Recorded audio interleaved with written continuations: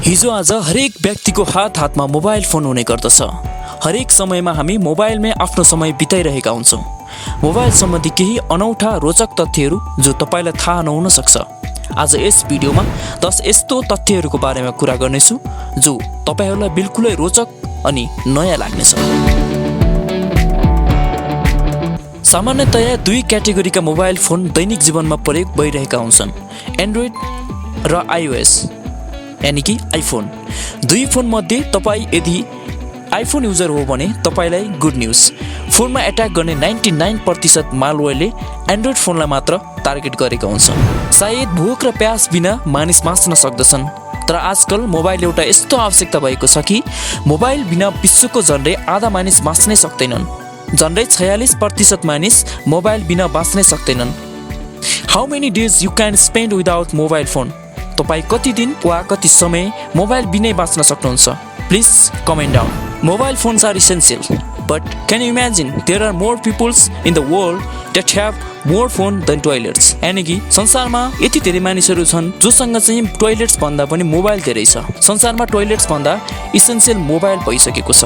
Mobile भएन भने के होला? यस्तो डर साच्चीकै एक्जिस्ट गर्दछ। यस्तो डरलाई नोमोफोबिया भनिन्छ, जसको मतलब हुन्छ नो मोबाइल फोबिया।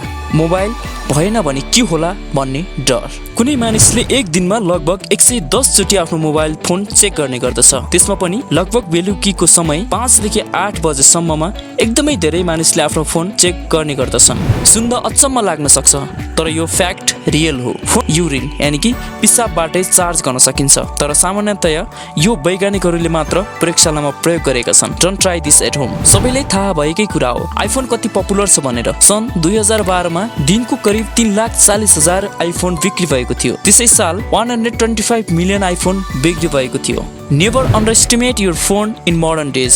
आजकलको नर्मल फोनको कम्प्युटिङ पावर स्पेसशिपको भन्दा पनि बढी हुने गर्दछ। एपोलो 11 मुन ल्यान्डिङ स्पेसशिपको कम्प्युटिङ पावर भन्दा अहिलेको नर्मल स्मार्टफोनको पावर एकदमै बढी हुने गर्दछ।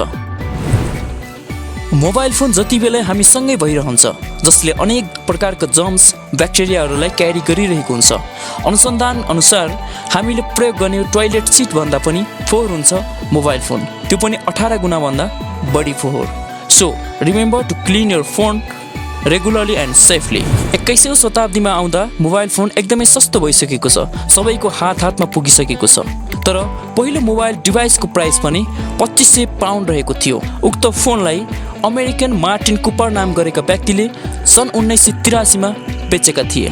झन्डै $4,000 यानी कि नेपाली 4.5 लाख रुपैयाँको पहिलो फोन। यी थिए तपाईँ हामीले प्रयोग गरिरहेका मोबाइल फोन सम्बन्धी रमाइला जानकारी। तपाईलाई थाहा भएको र बिल्कुलै थाहा नभएको फ्याक्ट नम्बर कुन थियो कमेन्ट गर्न नभुल्नुहोला। If you like this video, please like, comment and share. And don't forget to subscribe my channel.